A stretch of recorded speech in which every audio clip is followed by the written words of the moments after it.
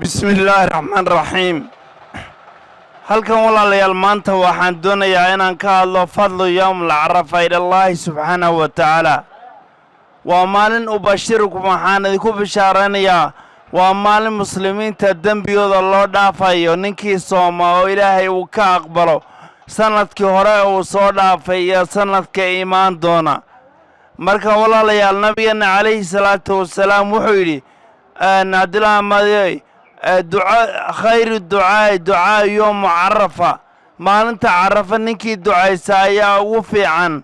markaasuu nabigu yidhi ana wanabiyuna min qabli, waxaan dhahaysa ani nabiyaashii iga horreeyay aniguwa laa ilaaha ila allah waxdahu laa shariika lah lahu lmulku walahu alxamdu wahuwa calaa kulli shayin qadiir. dadka walaalayaal haddii sidaa dhahan ducada ilaahay wuu aqbalayaa. dadka muslimiinta meelay joogaanba waxaa maanta walaalayaal munaasabadda ugu xoog badan ilaahay ha weydiisaan dembi dhaaf. waddankeennii soomaaliya alla nabad ha ka dhigo. innagu soomaali baan nahay, meelaan joogno waxaa loo baahan yahay inaan waddankeenna u ducayno. walaalayaal ilaahay subxaanahu wa tacaala wuxuu qur-aanka inagu leeyahay waidaa sa'alaka cibaadii cannii fa innii qariibu ujiibu dacwata daaci idaa dacaan.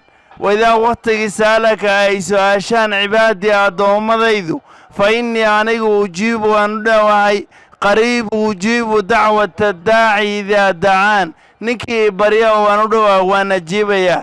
falyastajiibuu lii hay baryaan aniga rabbigooda waliyuuminuu bii lacallahum yarshuduun. axibbatii fi lislaam, اللهم اغفر لوالدينا ولمشايخنا ولمعلمينا وذوي الحقوق منا يا رب العالمين. وصلى اللهم على محمد وعلى آله وصحبه وسلم تسليما كثيرا إلى يوم الدين.